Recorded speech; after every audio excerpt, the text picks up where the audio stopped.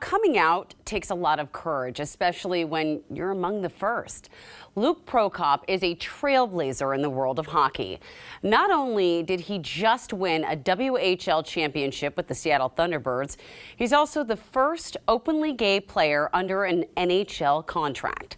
Luke was drafted by the Nashville Predators in 2019. A year later, he came out to the world in a social media post. Luke spoke to our Terry Holloman about this journey. I remember when I came out to my agents, I met with them for lunch kind of one afternoon, and they sort of presented me with two options of going public or just keeping it inside my circle of friends and family and just telling who I wanted to.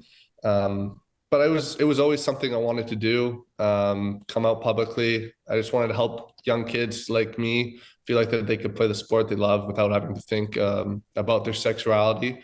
Obviously, we had to let, like the NHL know beforehand, Nashville beforehand, a few other organizations, but it was a pretty easy decision for me to want to come out publicly. You spoke about having to inform the NHL and a lot of other people. So what are some of the other things you had to take into consideration with letting the public know? Since no one had done it before in the NHL, how it would be perceived, if it would be taken positively, negatively. That was something that I kind of had to deal with for a couple months. And I finally got to the point where I just didn't really care what anyone else thought about it anymore. I wanted to live my life the way I wanted to, not a life somebody else pictured for me.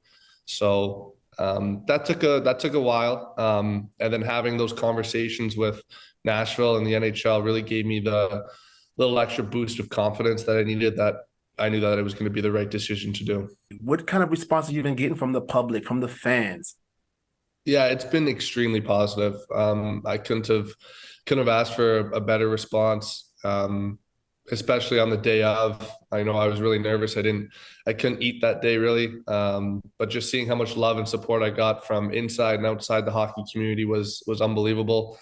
And still to this day, I get messages from fans, and I mean, not even hockey fans, but, all over the world. My stories reached a lot of people, which was one of my goals. If I could only reach one person, and they got into the game of hockey because they felt comfortable, because of something I did, then, I did my job. Now, we've come a long way in the last couple of decades, but there's still a long way for us to go.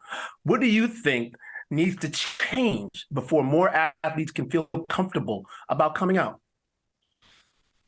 I mean, with everything that has been happening in sports, last 2 years, I don't blame athletes for not wanting to come out. It's a long journey and everyone's is different. I mean, I didn't realize it before I came up, but the community is so accepting and so loving. It's almost like you have another family. They'll do anything for you, and I've witnessed it firsthand. But continuing to have conversations about language, and I think that's really important, especially for younger people, and not just throwing, incidents under the rug. If a player says a homophobic slur on the ice, or, kind of incidents like that, sometimes I feel like they just get thrown under the rug. And that's happened a lot in the past. So making sure that those issues are brought to light, and, they continue to be. You're taking part in the Seattle Pride Classic, which is the largest pride hockey tournament in the country.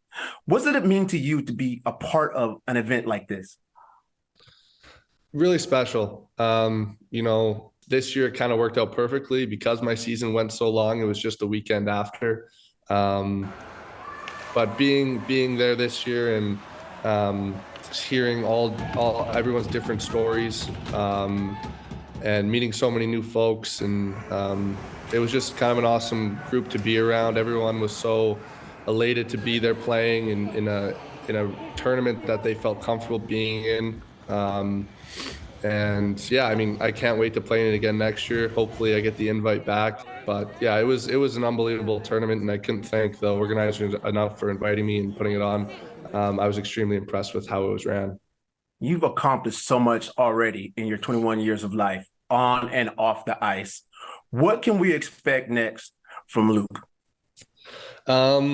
Well, I've aged out of junior hockey now, so it's on to the pros, kind of wherever that might be within the Nashville organization. So I'm just going to train hard this summer, I'll go to Nashville in September for training camp and just try to put my best foot forward.